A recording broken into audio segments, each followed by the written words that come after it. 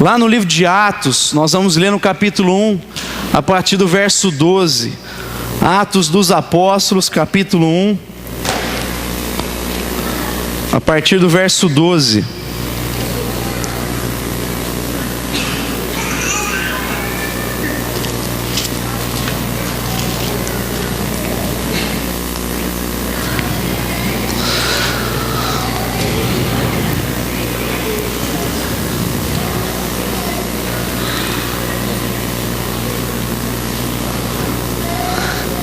Amém.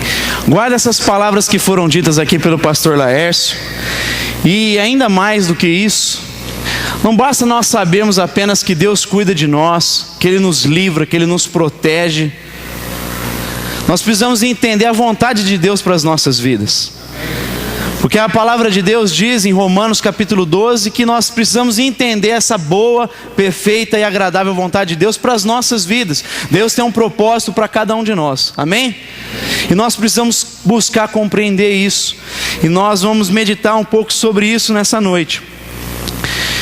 Todos encontraram Atos capítulo 1 a partir do verso 12? O texto diz assim: então eles voltaram para Jerusalém, vindo do monte chamado das Oliveiras, que fica perto da cidade, cerca de 1 quilômetro. Quando chegaram, subiram ao aposento onde estavam hospedados. Achavam-se presentes Pedro, João, Tiago e André, Filipe, Tomé, Bartolomeu e Mateus, Tiago, filho de Alfeu, Simão o Zelote e Judas, filho de Tiago. Todos eles se reuniam sempre em oração com as mulheres, inclusive Maria, a mãe de Jesus, e com os irmãos dele. Naqueles dias, Pedro levantou-se entre os irmãos, um grupo de cerca de 120 pessoas, e disse: irmãos, era necessário que se cumprisse a escritura que o Espírito Santo predisse por boca de Davi a respeito de Judas, que serviu de guia aos que prenderam Jesus. Ele foi contado como um dos nossos e teve participação nesse ministério.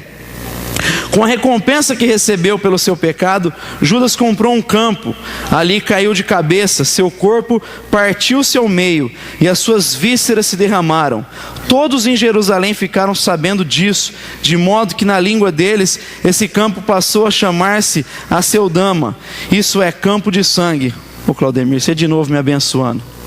Deus te abençoe.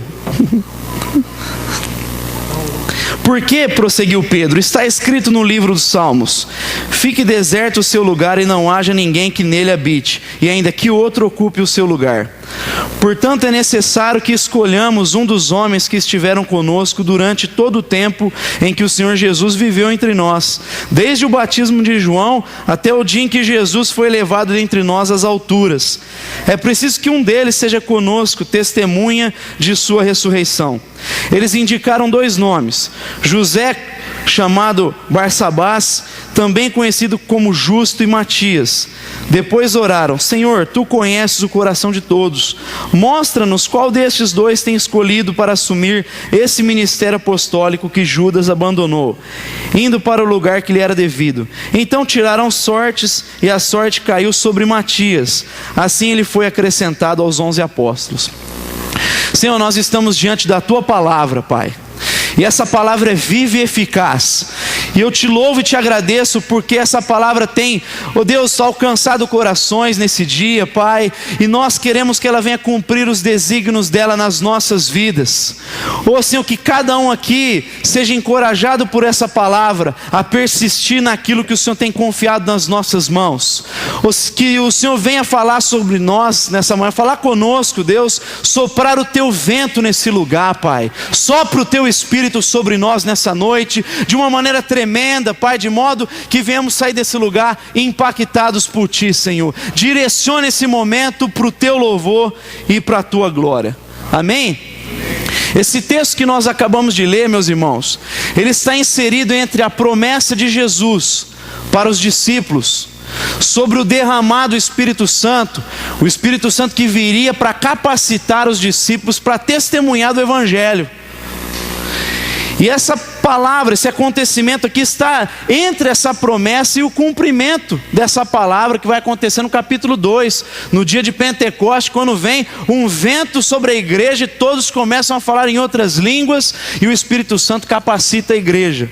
É nesse período em que eles estão em oração, em que eles estão aguardando o cumprimento dessa promessa, é nesses dias ali que eles estão orando, que afirma Lucas que Pedro se levanta e interpreta um texto, cita um texto de Salmos e interpreta esse texto dizendo: olha, nós precisamos escolher alguém aqui. Ele tenta aplicar esse texto para aquele momento que eles estavam vivendo. Pedro começa a tomar algumas decisões em relação à vida da igreja, à comunidade dos discípulos. Quem sabe ali um pouco por causa do entusiasmo e impactar o mundo com a mensagem de Jesus. Talvez ele estivesse eufórico em fazer isso. Ou quem sabe talvez devido ao seu recente fracasso, a sua falha, havia negado o mestre e depois de ter sido restaurado por Jesus, ele queria acertar as coisas e assim organizar a igreja, estruturar a igreja para que esses homens impactassem o mundo. O fato é que ele sente essa necessidade de fazer alguma coisa e ele faz. Eles escolhem um homem chamado Matias, lançam sorte, a sorte cai sobre Matias e esse homem é inserido no ministério apostólico. Ele é colocado no lugar de Judas entre os 12 apóstolos. E a pergunta que eu faço é: quem é Matias? As escrituras mencionam Matias uma única vez.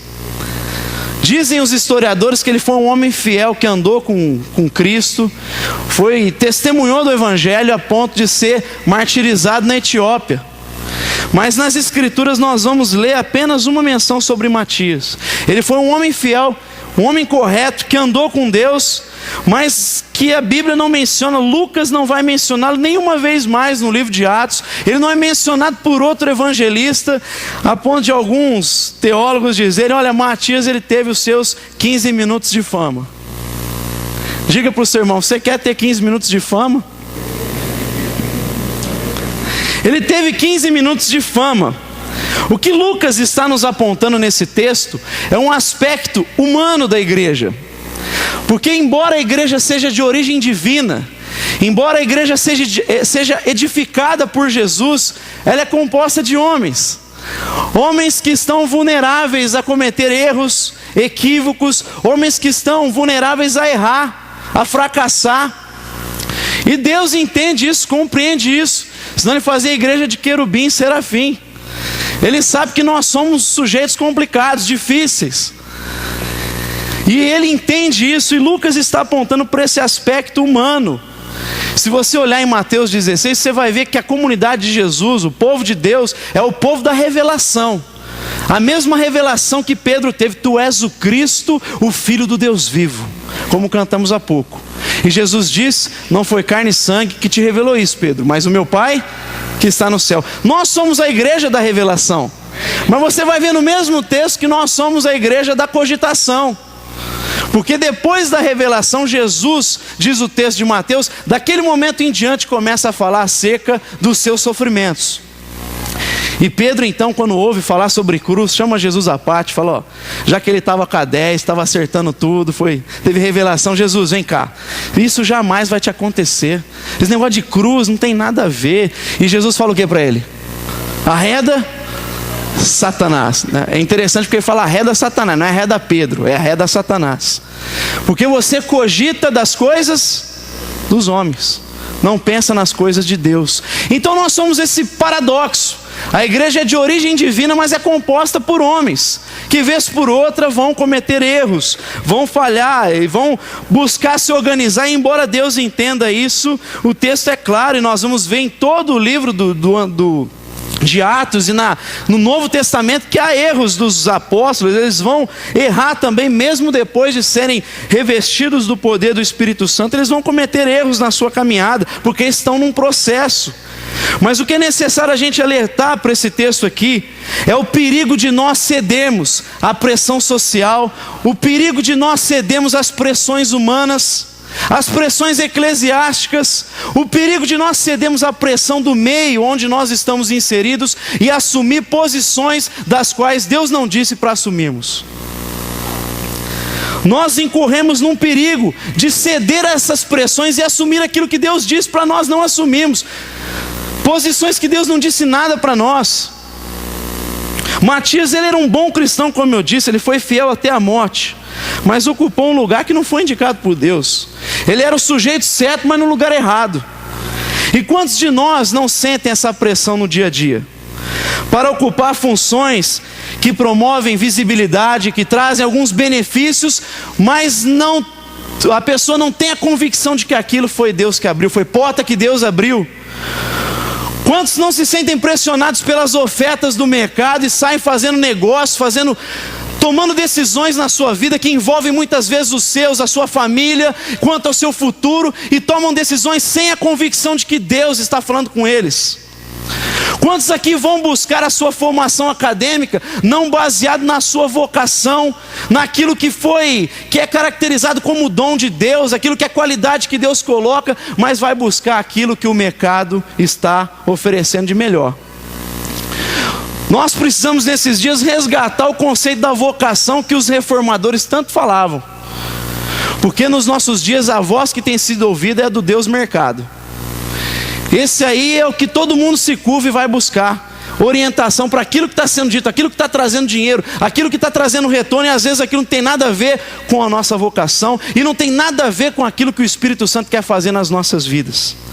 Nós sentimos essa pressão, somos pressionados a entrar em lugares e assumir posições das quais Deus muitas vezes não disse nada para nós. E esse texto nos mostra essa pressão do meio. Nós podemos ver através desse texto que o meio nos pressiona, pode nos pressionar apresentando bons argumentos. Fala para o teu irmão aí, o meio pode te pressionar apresentando bons argumentos. Pedro, enquanto os discípulos estavam orando, Pedro se levanta, lê o texto: fique deserto o seu lugar e não haja ninguém que nele habite, e ainda que outro ocupe o seu lugar. Meu irmão, ele interpreta corretamente o texto. Ele aplica para Judas, ele percebe que aquilo era uma profecia se referindo a Judas, mas ele tem uma interpretação correta, mas uma conclusão errada. Então é necessário que nós venhamos a escolher alguém para ocupar o lugar de Judas. Vamos nós escolher aquele que vai ocupar o lugar de Judas. O meio, meus irmãos, nos apresenta muitas vezes bons argumentos.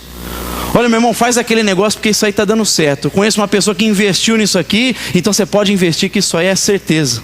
E às vezes o cara deixa tudo, vai lá, pega a sua família e vai embora e se aventura sem ter convicção de Deus no coração. O meio nos mostra as posições de destaque que nós podemos ocupar, as formações, como eu disse, que valem a pena, aponta as regiões onde o mercado financeiro está crescendo, o mercado imobiliário. A gente não ouve essas coisas. O meio nos apresenta bons argumentos. Muitos têm uma boa leitura da sociedade, daquilo que está acontecendo, e às vezes investe nisso baseado apenas nessa leitura, baseado apenas no seu entendimento, baseado nesses argumentos, e ele se apega a esses argumentos e às vezes entra de cabeça, mesmo sem essa convicção, essa certeza. Quando ele faz essa leitura e pergunta: por que eu não posso entrar nisso? Por que não? Está dando certo, vamos embora. Então esse texto nos mostra que o meio nos pressiona apresentando bons argumentos. No entanto, também nos mostra que o meio nos pressiona quando temos os requisitos exigidos por ele. Pedro diz assim: é necessário que escolhamos um dos homens que estiveram conosco durante todo o tempo em que o Senhor viveu entre nós, desde o batismo de João até o dia em que Jesus foi assunto aos céus. Pedro estabelece os critérios, os requisitos para o futuro candidato ao ministério apostólico. Olha, tem que ser um sujeito que andou com a gente desde o início. Tem que ser um sujeito que pensa igual a nós. Tem que ser um cara que andou com a gente desde quando Jesus foi batizado até o dia que ele foi assunto aos céus. E ele estabelece esses critérios, e são bons critérios, são bons requisitos, gente que ele conhecia. E o meio não é assim. Às vezes nós não tomamos decisões porque, olha, cara, você tem o perfil perfeito para aquele lugar. Você é o cara. Seu currículo bate com isso. Olha, é porta de Deus. Deus está nesse negócio. Entra nisso aí porque tem tudo a ver com você. Você é um cara bom de papo. Está precisando de vendedor. Vai lá que Deus está nesse negócio. E às vezes a gente vai deixando essa pressão nos envolver e nós vamos cedendo a esse tipo de situação. Terceiro, o meio nos pressiona quando nos faz seguir os ventos favoráveis ou a sorte que cai sobre nós. Os discípulos falaram, tem dois candidatos, é José e Matias. Lançaram sorte, e esse era um hábito do Antigo Testamento, mas você não vai ver nunca mais isso acontecer no Novo Testamento. Tiraram sorte e a sorte caiu sobre Matias. Matias olhou para José e falou, ímpar. Ele falou, pai, é você o cara. Ou sei lá, Pedro fechou o olho e falou, mamãe, mano, é você, Matias, você é o cara. Muitas vezes a gente pensa e ouve, né, essa expressão, a sorte sorriu para você. Cara, é Deus que está nesse negócio, a sorte caiu, está sorrindo para você. E muitas vezes a gente pensa que algumas situações são oportunidades e vamos sem buscar essa direção de Deus e acabamos entrando em cilada. Mas aos olhos humanos parece oportunidade. Você se lembra de Davi fugindo de Saul? Ele está escondido na caverna e Saul entra lá para fazer o número 2. E os caras falaram o que para Davi? Davi, é a tua oportunidade, cara. A sorte sorriu para você hoje. Mata esse cara, porque ele está te perseguindo e também porque agora tem que matar ele. Que situação que você está aí agora? Diz que Davi estava atrás de Saul escondido. Mata esse cara agora, né? Mas Davi falou assim, eu não posso tocar no ungido de Deus. Isso aqui não é oportunidade, isso aqui não é vento favorável, isso aqui não é sorte. Eu não posso fazer algo assim porque Deus não tem nada a ver com isso. Deus não pediu para eu matar Saul. Deus colocou uma promessa sobre a minha vida e eu creio que ela vai se cumprir. Não é pela minha força. Davi entendia, não tem sorte nenhuma aqui. Mas para aqueles homens era o vento favorável soprando para Davi. Davi falou, não vou tocar no ungido de Deus, ainda mais sentado no trono, não vou fazer isso. Não vou fazer isso com ele. Então o meio nos pressiona, apresentando bons argumentos. O meio nos pressiona quando nos adequa aos requisitos exigidos pelo sistema. E o meio nos pressiona quando os ventos favoráveis sopram sobre nós. Todavia, em Matias, nós vemos claramente que não adianta ter bom argumento. Não adianta você se adequar aos requisitos do sistema. Não adianta você ter ventos favoráveis se nós não temos uma firme convicção da vontade de Deus para a nossa vida. Nós não vamos, se não tivermos essa convicção, não vamos passar a ter mais do que 15 minutos de fama. Sem a convicção do chamado de Deus para a nossa vida, nós podemos até ganhar dinheiro, nós podemos ser bem-sucedidos naquilo que fazemos, nós podemos alcançar uma posição social elevada, um status diferenciado, mas sem essa convicção do chamado de Deus, isso é apenas 15 minutos de fama, porque nada disso se compara àquilo que Deus pode realizar nas nossas vidas e através de nós.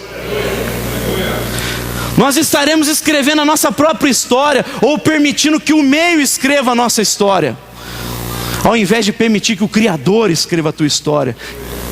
Eu não sei quanto a você, meu irmão, mas eu não quero escrever a minha história. Eu não quero que o meio escreva a minha história. Eu quero que ela seja escrita pelo Altíssimo, pelo Criador de todas as coisas. Eu quero que Ele escreva a minha história. Amém? Quando nós analisamos o Novo Testamento, o livro de Atos especialmente, nós vamos perceber que Deus escolheu um homem diferenciado. E esse homem foi Paulo. Amém? E Paulo, meu irmão, ele nasceu fora de tempo.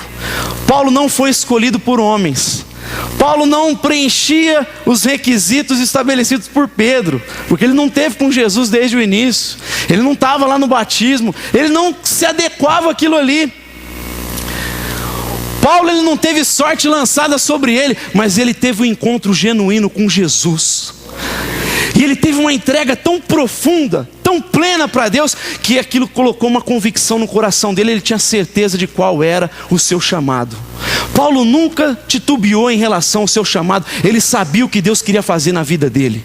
Ele tinha convicção disso. Abra comigo em Atos 9:15.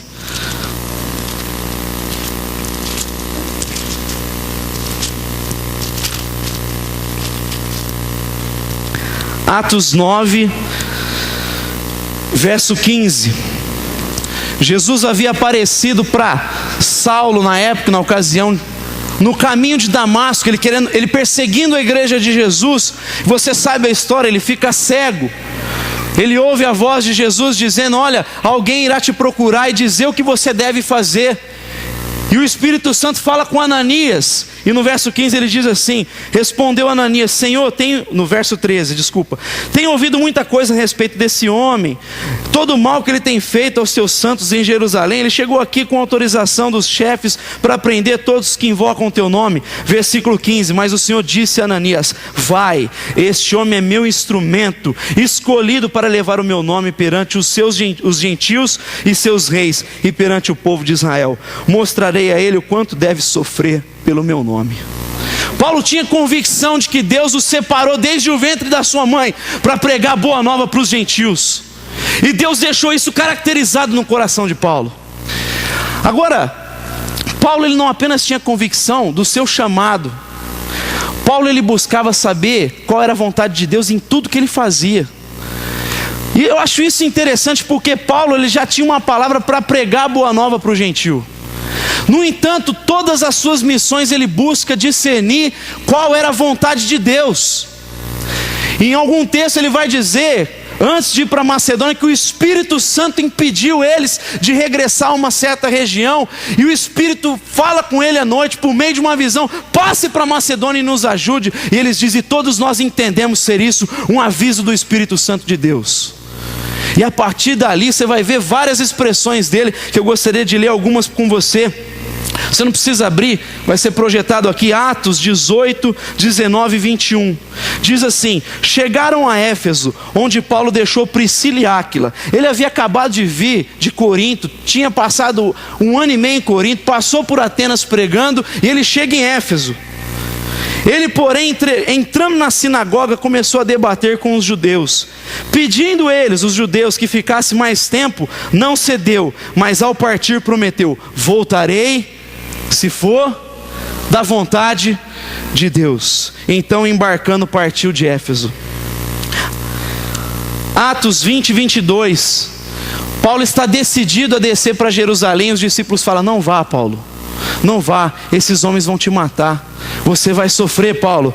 E ele diz no verso 22: agora, compelido pelo Espírito, estou indo para Jerusalém, sem saber o que ali vai me acontecer. Ele está dizendo, compelido, algemado pelo Espírito, amarrado no Espírito Santo, eu estou indo para lá. Ele tinha convicção de que Deus queria que ele fosse para Jerusalém, porque a mente de Paulo é muito diferente das nossas.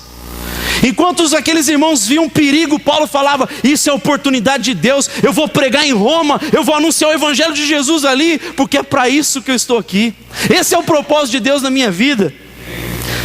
Romanos 1:10: em minhas orações e peço que agora finalmente, pela vontade de Deus, seja-me aberto o caminho para que eu possa visitá-los.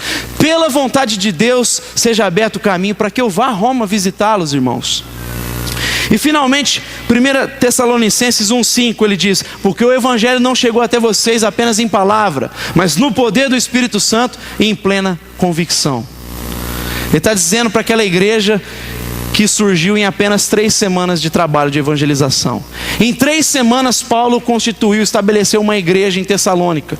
E ele diz para aqueles irmãos: o Evangelho não chegou até vocês apenas em palavra, chegou em palavra, chegou no poder do Espírito Santo, mas também em plena convicção. Paulo está dizendo: eu sabia que eu estava no lugar certo, na hora certa, fazendo a coisa certa. Nós precisamos buscar isso e ter essa plena convicção. Paulo tinha isso, ele sabia que ele estava exatamente na hora certa, no lugar certo, fazendo aquilo que era correto. Ele buscava discernir a vontade de Deus para a sua vida. E nós vamos ver nesses 2 personagens um paradoxo interessante. Porque por um lado, um deles é pressionado para entrar em algo que Deus não diz para ele, enquanto o outro é pressionado para abrir mão do chamado de Deus na sua vida. Enquanto um apresenta-se bons argumentos, se adequa aos requisitos estabelecidos pelo sistema, sopram-se os ventos favoráveis para ele entrar em algo que Deus não diz para entrar, o outro é pressionado para desistir do projeto de Deus na vida dele. No entanto, a convicção de Paulo é tanta que ele consegue suportar todo tipo de pressão e ele fica firme para fazer a vontade de Deus. A convicção de Paulo, primeiramente, o faz superar a pressão das descrenças dos homens. Você está em Atos aí? Vai lá no 9:26. E repete comigo: a convicção nos faz superar a pressão da descrença dos homens. Quando chegou a Jerusalém, tentou reunir seus discípulos, mas todos estavam com medo dele, não acreditando que fosse realmente um discípulo.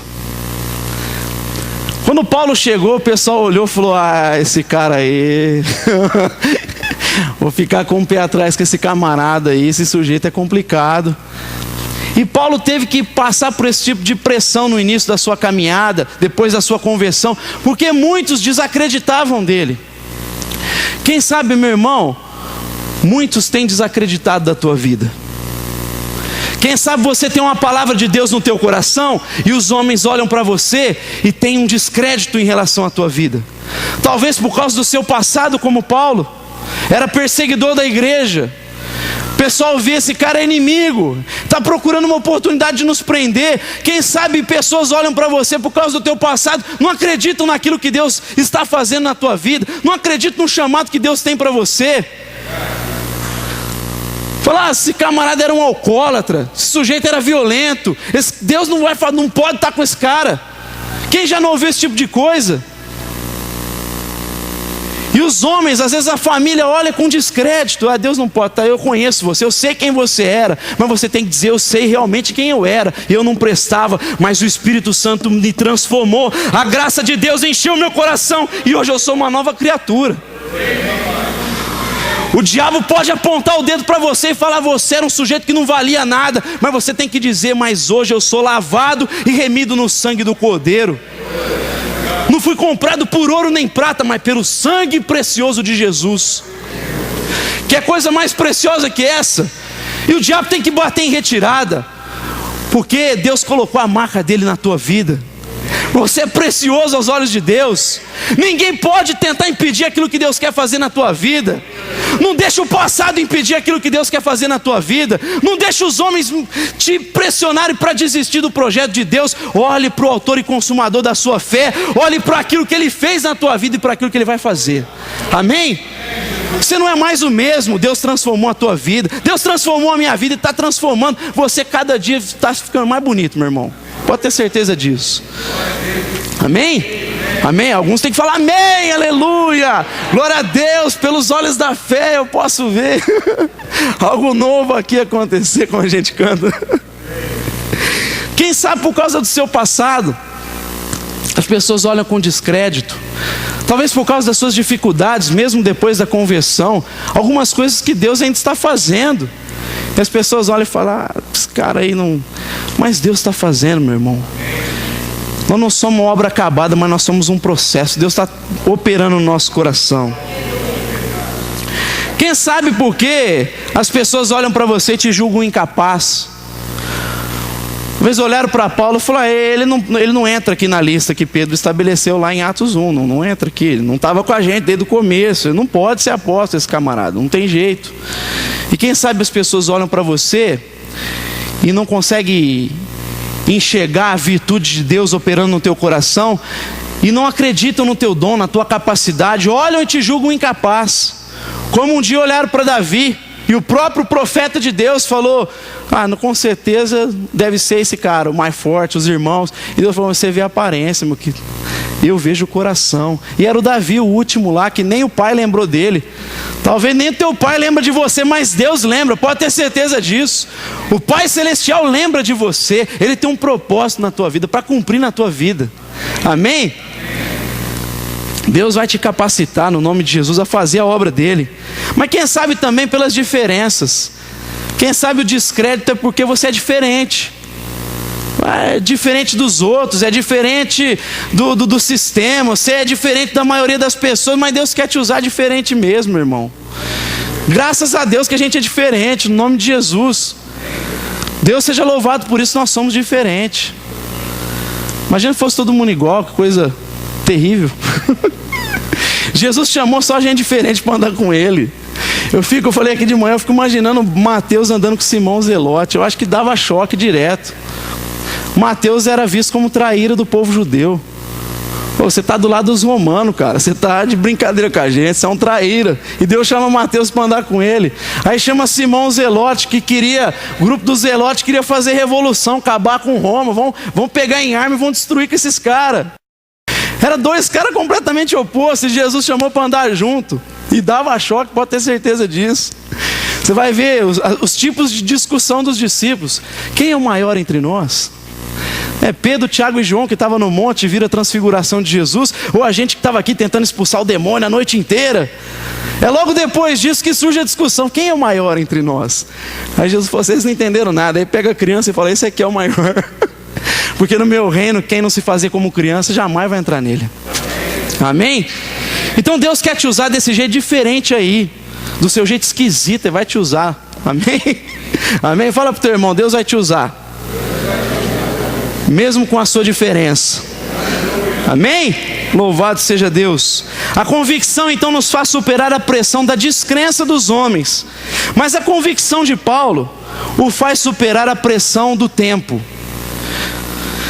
Nós geralmente olhamos para Paulo, vemos a conversão de Paulo, e a gente já acha que ele saiu nas viagens missionárias pregando o evangelho. Meu irmão, demorou, e demorou um bocado.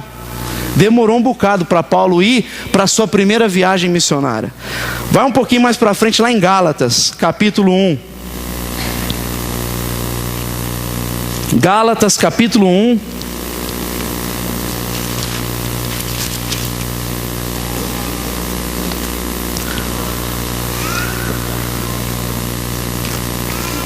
Diz assim o texto, a partir do verso 15. Gálatas 1:15. Mas Deus me separou desde o ventre materno e me chamou por sua graça, quando lhe agradou revelar o seu Filho em mim, para que eu anunciasse entre os gentios. Não consultei pessoa alguma, tampouco subi a Jerusalém para ver os que já eram apóstolos antes de mim, mas de imediato parti para a Arábia e voltei outra vez a Damasco. Depois de 3 anos, subi a Jerusalém para conhecer Pedro pessoalmente e estive com ele 15 dias. Não vi nenhum dos outros apóstolos, a não ser Tiago, irmão do Senhor. Quanto ao que lhes escrevo, afirmo diante de Deus que não minto. A seguir fui para as regiões da Síria e da Cilícia. Eu não era pessoalmente conhecido pelas igrejas da Judéia que estão em Cristo. Apenas ouviam dizer, aquele que antes nos perseguia agora está anunciando a fé que outrora procurava destruir. E glorificavam a Deus por minha causa. 14 anos depois, subi novamente a Jerusalém, dessa vez com Barnabé, levando também Tito comigo. Fui para lá por causa de uma revelação e expus diante deles o evangelho que prego entre os gentios. Amém? Meu irmão, 3 anos depois ele foi conhecer Pedro. Depois, 14 anos, ele subiu novamente para Jerusalém. Se a gente juntar 17 anos para Paulo ser enviado pela primeira vez, junto com Barnabé. 17 anos. Sendo preparado por Deus, um homem capacitadíssimo nas escrituras, um homem diferenciado no seu tempo. Ele colocava, nossa linguagem, no bolso todo o pessoal judaizante, quando ele era judaizante. E depois que se converteu, tinha um conhecimento extraordinário da escritura, um homem abnegado, mas esperou 17 anos para ser enviado. Queria te dizer que todo mundo passa pelo teste do tempo. Todo mundo passa pelo teste do tempo, mas louvado seja Deus por isso. Mas Deus nos ensina com o tempo. A gente tem uma dificuldade de esperar em Deus, fala sério. A gente fala, a gente quer ouvir, Deus responde sim, não ou espera, mas a gente não quer ouvir espera de jeito nenhum. Fala, Deus, ninguém quer ouvir, esperei com paciência no Senhor, Ele inclinou os ouvidos para mim. A gente quer ir para o outro salmo, apressa-te Senhor, vem. vem ao meu encontro. Mas Deus trabalha conosco no tempo, Deus nos capacita, Deus vai nos preparando para aquilo que Ele quer realizar nas nossas vidas. Ele não vai dar nada na tua mão se você não estiver pronto. Ele vai te capacitar, Ele vai te preparar, vai trabalhar no nosso coração, vai nos capacitando. Mas nesse processo, nós precisamos ser bênção onde estamos. Amém? Porque Deus, o tempo por si só não faz nada na nossa vida. No tempo nós precisamos discernir que isso é escola de Deus, pedagogia de Deus, e abrir o nosso coração para ser trabalhado por Ele. Amém? Porque tem muita gente que às vezes, em vez de passar por um período curto e ser preparado, estende isso para muito tempo. Lembra do povo de Israel que ia para entrar na terra prometida? Se você olhar o percurso, era para demorar 2 anos. Demorou quantos? 40. Era para ser um cursinho no deserto, virou pós-doutorado, não sei o que. Os caras foram, vamos ficar no deserto, Deus, tá? Mas não aprenderam nada com Deus. Todos morreram, exceto Josué e Caleb. Só esses entraram na terra prometida. Então, quando você está esperando em Deus, meu irmão, abre o teu coração e deixa Ele trabalhar na tua vida. Larga a mão de ser ansioso. Não queira dar jeitinho para as coisas acontecerem na tua vida, porque todo mundo que tenta dar jeitinho quebra a cara. Ou não? Não é verdade? Todo mundo que tenta dar jeitinho, olha só para Sara o que ela fez. Criou um problema histórico. Deus já tinha falado que ia dar um filho para Abraão. Ela falou, não, pega a minha serva aqui e oferece a serva. Gera Ismael, e é um conflito que até hoje a gente vê.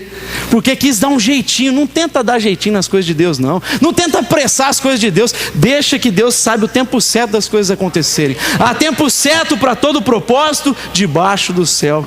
Deixa Deus trabalhar no teu coração. Seja bênção onde você está. Você vai olhar que Deus manda enviar Paulo e Barnabé em Atos 13. Diz o texto que a igreja de Antioquia estava reunida, profetas e mestres, e o Espírito Santo diz, separe-me Paulo e Barnabé para a obra que eu os tenho chamado. 17 anos depois, separe esses homens para a obra que eu tenho chamado. E a ideia naquele texto é que Deus só manda para longe quem é bênção perto. Se você quer ser usado por Deus lá fora, primeiro seja bênção perto. Seja bênção na tua casa, amém? Seja bênção na vida da tua esposa. Seja bênção na vida do teu marido. Seja bênção na vida dos teus filhos. Seja bênção na igreja onde Deus te colocou, amém?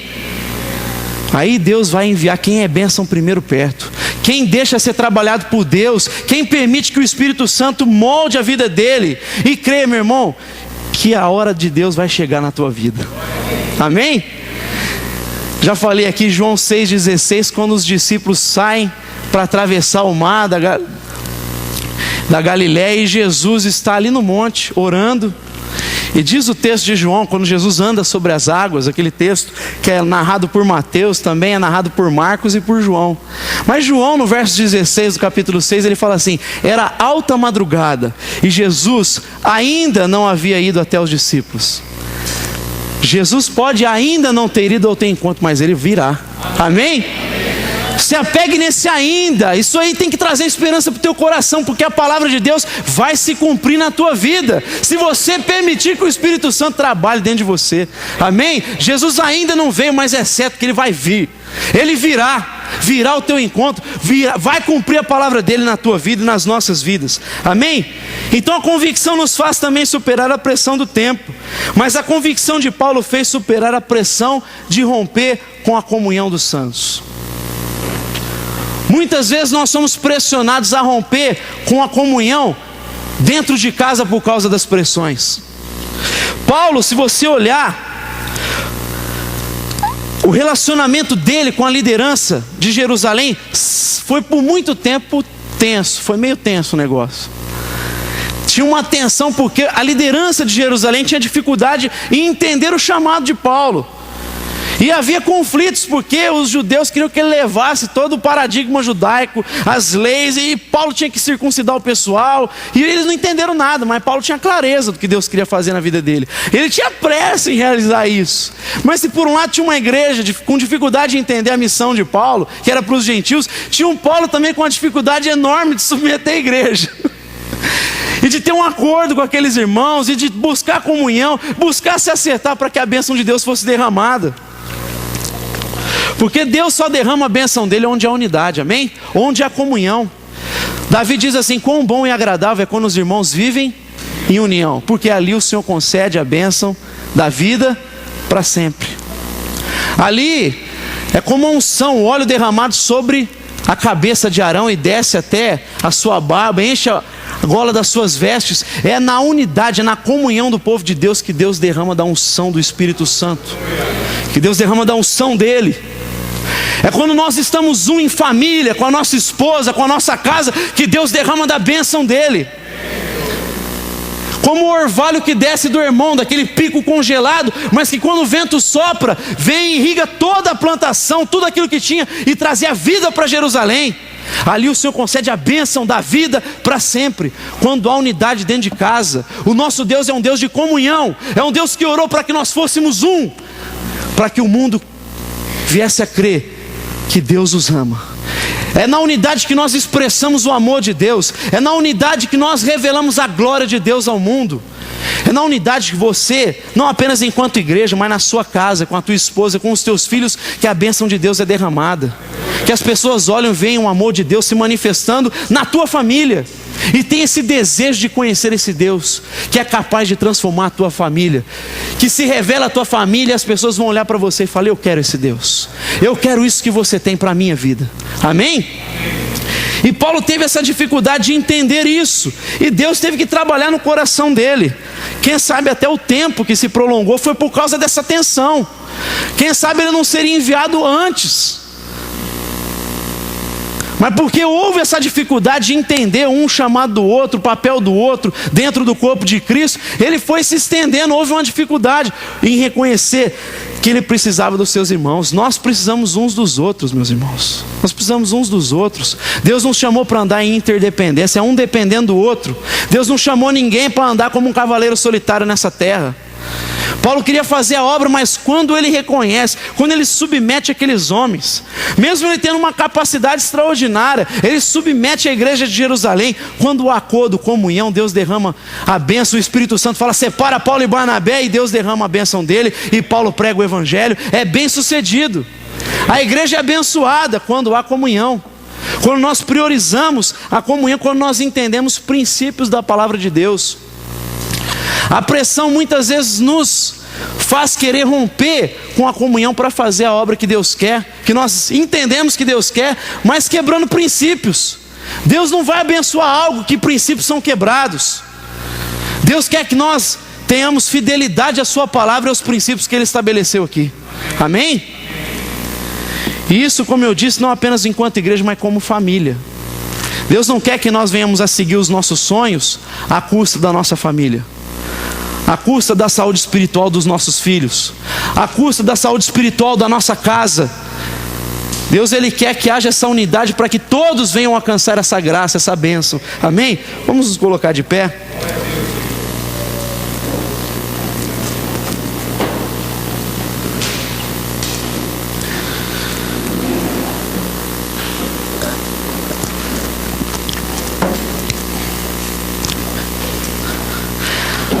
A pressão do meio, como eu disse, através dos bons argumentos, através da adequação nossa aos requisitos estabelecidos pelo sistema, da sorte lançada ao nosso favor, muitas vezes nos faz olhar e assumir projetos, assumir posições das quais Deus disse que não quer, das quais Deus não disse nada para nós.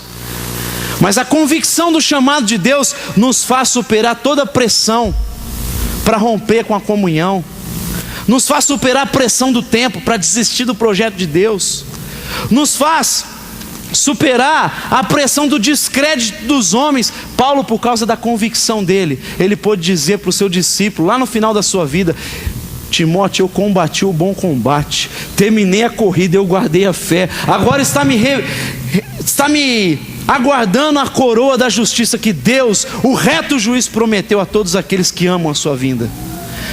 Só alguém com uma profunda convicção da parte de Deus pode dizer: eu cumpri a minha parte, o meu propósito, aquilo que Ele confiou nas minhas mãos, eu executei. A convicção de Paulo o fez cumprir o seu ministério. A convicção de Paulo o fez escrever várias cartas, das quais 13 são colocadas nas Escrituras. A convicção de Paulo fez ele plantar várias igrejas. A convicção de Paulo fez ele pregar para gente simples, fez pregar para os poderosos dessa vida, fez pregar para qualquer homem que surgisse no seu caminho, porque ele tinha convicção da vontade de Deus.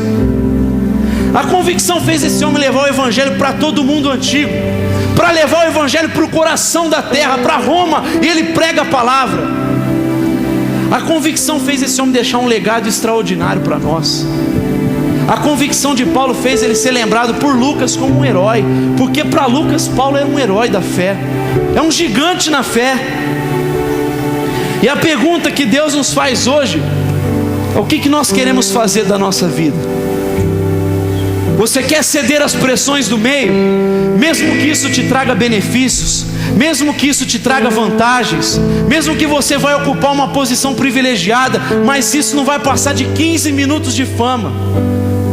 Ou você quer passar a tua vida dentro da vontade de Deus? É a pergunta que o Espírito Santo te faz nessa noite. Se você quer assumir os dons que Ele tem colocado no teu coração, abraçar aquilo que Ele já tem galardoado a tua vida, não correr atrás dos seus desejos, correr atrás daquilo que Ele preparou para você, é a pergunta que o Espírito Santo nos faz nessa noite. Eu gostaria que você respondesse isso a Ele. Não é para mim que você tem que responder. Feche os teus olhos, diga isso a Ele.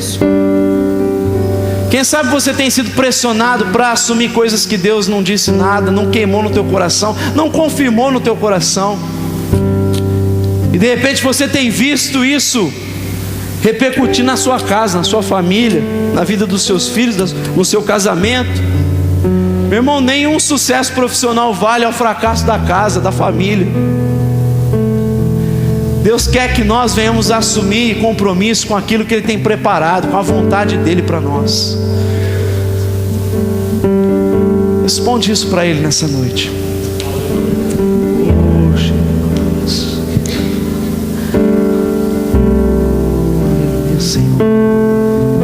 Senhor, eu nasci para te chamar de Deus, eu nasci para te chamar de Pai, e andar ao seu lado.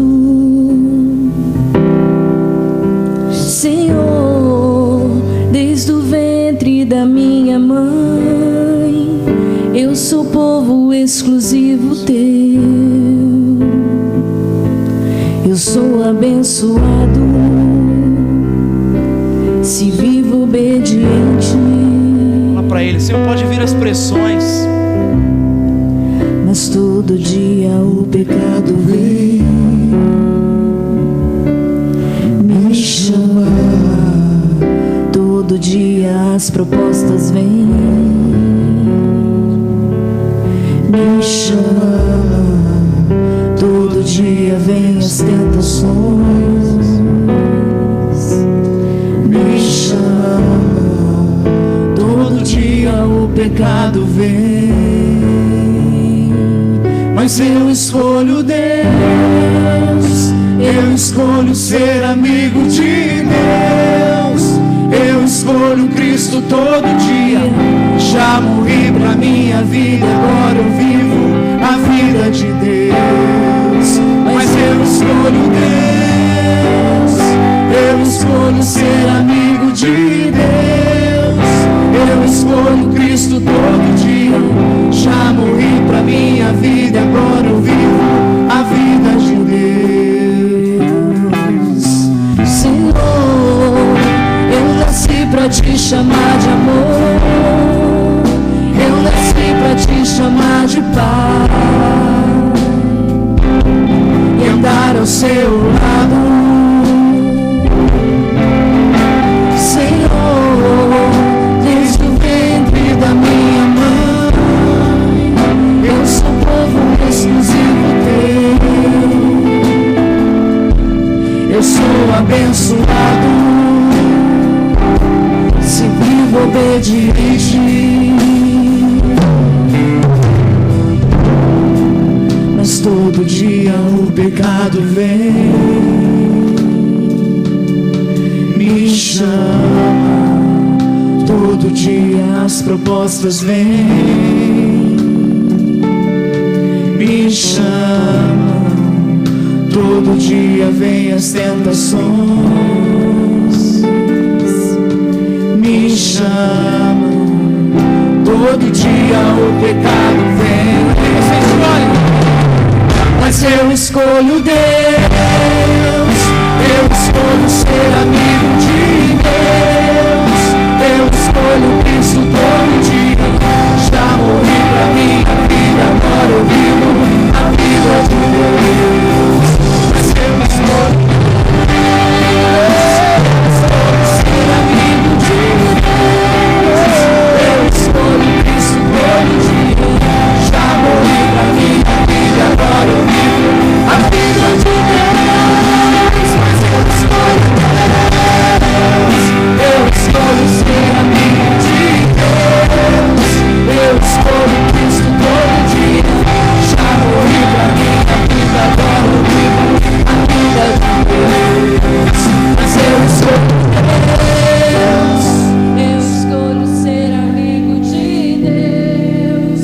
Eu escolho Cristo todo dia.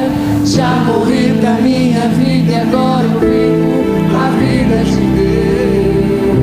Ô Senhor, escolhemos, Senhor, fazer a Tua vontade, Pai. Cumprir o Teu propósito para nós, Senhor. Ô Pai, nós não queremos desperdiçar a nossa vida com aquilo que o Senhor não preparou para nós. Nós não queremos correr atrás de coisas, Deus, por mais vantajosas que sejam, se não tiverem, Deus, uma palavra Tua, se não tiver convicção no nosso coração, Senhor. Nós não queremos ter 15 minutos de fama nessa vida. Nós queremos ter a nossa vida no centro da Tua vontade. Oh Deus, oh Pai, fazendo convicção nos corações nessa noite, Senhor, de cada palavra que o Teu Espírito tem colocado nos nossos corações. Vai trazendo convicção, Senhor. Se há pessoas aqui nessa noite que querem desistir do seu propósito, da Tua vontade, Senhor, talvez porque são desacreditadas, talvez porque estão aguardando há tantos anos, fortalece esses corações. Se há pessoas aqui querendo romper, Pai, com as suas famílias, com a Tua igreja, Pai, que o Teu Espírito os encontre nessa noite. Oh Deus, sopra nesse lugar, Espírito Santo de Deus. Pai, Deus, vai trazendo convicção, Senhor. Uma convicção que é capaz, Deus, de suportar todo tipo de pressão dessa vida. Como o apóstolo Paulo enfrentou, oh Deus, confiante que o Senhor ia cumprir a Sua palavra na vida dele, tendo a convicção do que o Senhor tinha preparado para ele, Deus. Não permita que ninguém aqui, durante esse tempo de espera, Deus, seja reprovado por Ti, mas que abra o coração para que o Senhor faça a obra na vida deles. Faça a obra, Senhor. Coloca os nossos olhos em Ti nessa noite, Pai. Não queremos olhar, Deus, para as nossas dificuldades, para a nossa, quem sabe, incapacidade, para as nossas fragilidades. Queremos olhar para aquele que pode fazer todas as coisas, que tem o poder de nos revestir com o Espírito Santo. O Deus que derrama dom sobre o Teu povo, que batiza com fogo. Oh Pai, faz cair por terra todo medo, toda incredulidade. Arranca, Deus, a incredulidade de cada coração que porventura esteja duvidoso, que esteja temeroso, Pai. Nós andamos contigo, Senhor, aquele que jamais nos abandona, aquele que não desiste de nós. Pode ter certeza que Ele não desiste da tua vida. Ele olha para você e fala: meu filho, eu não vou desistir de você. Eu quero cumprir os meus propósitos na tua vida. Eu te quero na minha vontade, meu filho. Eu não quero você correndo atrás das coisas desse mundo. Eu quero que você atente para a minha voz. Abra o teu coração nessa noite. Deixa o Espírito te restaurar nessa noite. Deixa Ele restaurar promessas adormecidas no teu coração. Deixa Ele te avivar nessa noite, te renovar, te encher de esperança.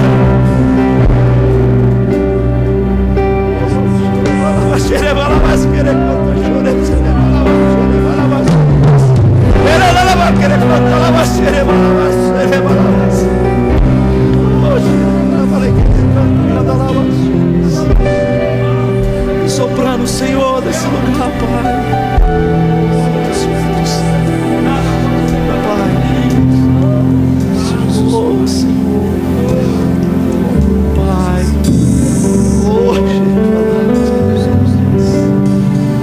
O diabo não pode roubar aquilo que o Senhor preparou para nós. O homem não pode roubar, Deus, o Senhor. Quando nós abrimos o coração, permitimos que o Senhor trabalhe, Deus, o Senhor cumpre a sua palavra, cumpre os seus propósitos, Deus. Oh, Deus, nós queremos nos agarrar à tua palavra, Pai. Que haja unidade nas casas, nas famílias, Deus. Que haja pessoas aqui, Pai, com a convicção do teu chamado. E se há alguém aqui que não entende, não compreende qual é a tua vontade para as suas vidas, que o teu Espírito venha, Deus, revelar isso. Porque o Senhor é um Deus pessoal que fala ao nosso coração. Tu és um Deus que conhece a nossa história. É um Deus que nos chama pelo nome. Ele te chamou pelo nome, meu irmão. Se Ele te chamou pelo nome, Ele quer escrever uma história na tua vida. Deus não queria escrever em Paulo, em Pedro, Ele quer escrever em cada um de nós uma história. Amém? Como escreveu uma história até em Matias, escreveu uma história na vida dele. Deus quer escrever uma história na tua vida. E pode ter certeza que o que Ele escreve é belo, é precioso, é maravilhoso. Você é poesia de Deus, feitura de Deus, criado em Cristo Jesus para as boas obras. Amém? Você é poema de Deus, meu irmão. Deixa Ele escrever a história bela na tua vida. Peça para Ele revelar isso para o teu coração. O nosso Deus, como revelou para os segredos do seu coração a Abraão, Ele revela porque Ele nos tem chamado de amigos. Eu vos revelei a minha vontade. Ele vai revelar a vontade dEle para a tua vida. Amém? Se agarra nisso no nome de Jesus. Amém. Gostaria de saber se alguém aqui